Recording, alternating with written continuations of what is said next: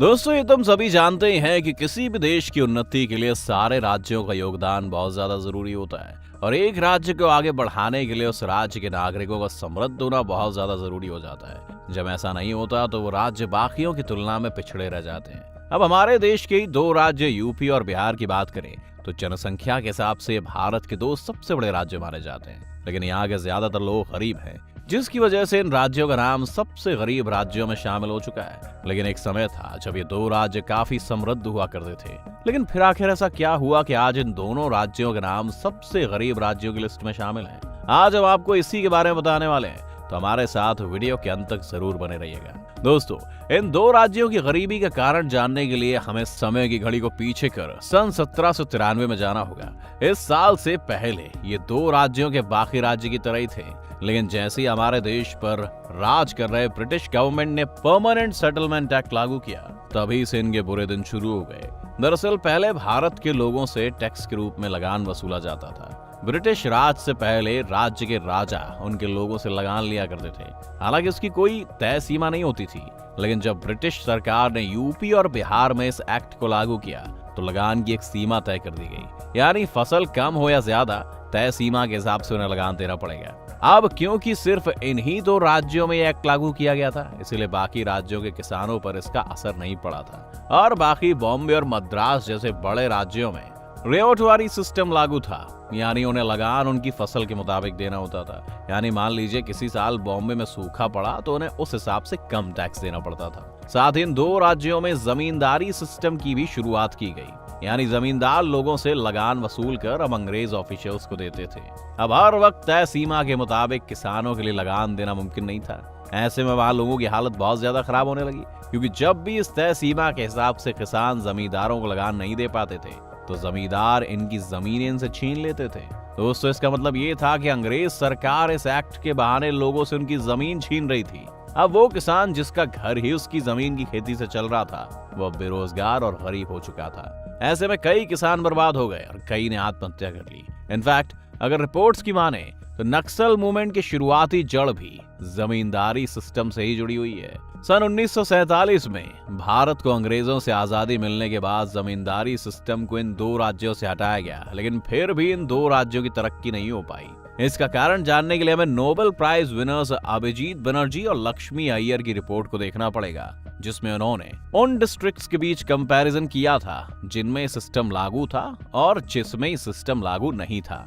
उसमें यह बताया गया कि जिन भी राज्य में यह सिस्टम लागू था उन जगहों पर एग्रीकल्चरल रेट, लिटरेसी रेट काफी कम था और तो और मर्डर रेट जैसे क्राइम्स भी काफी ज्यादा थे। जमींदारों द्वारा हड़पी गई जमीन का असर बहुत ज्यादा पड़ा था। इस बात का सबूत ये है कि साल 2003 की कुल आबादी के 33% परिवारों के पास जमीन थी और जिनके पास जमीन थी वो भी काफी कम थी। इस 33% में से भी 15% के पास 1 एकड़ से भी कम जमीन थी। अब ये तो बात हो रही है साल 2003 की, जब कोई भी जमींदार सिस्टम लागू नहीं था। तो इसका तो एक ही सीधा मतलब निकलता है कि जमींदारी सिस्टम सिर्फ नाम के लिए कागजों पर हटा था और असलियत कुछ और ही थी।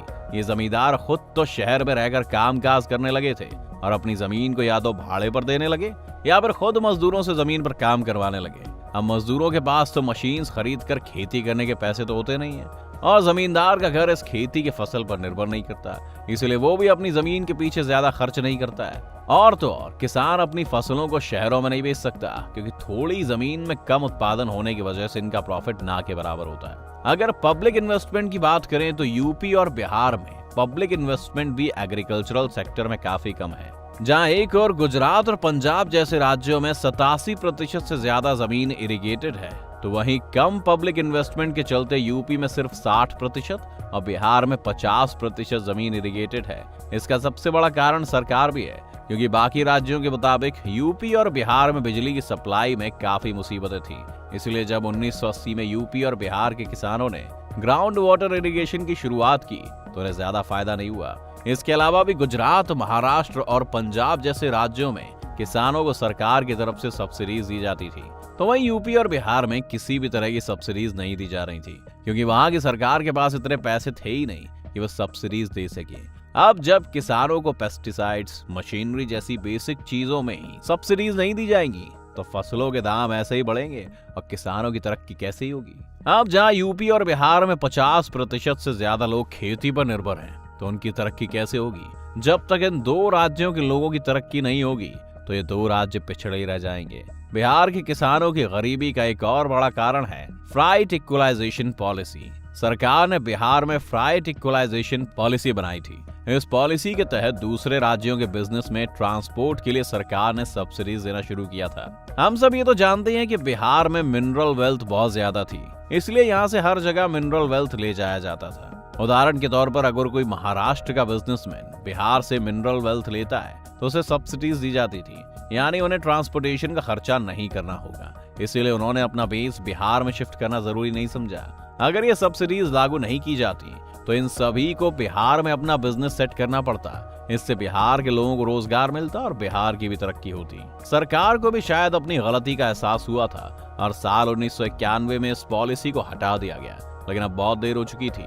बाकी राज्य रेस में बहुत आगे निकल चुके थे।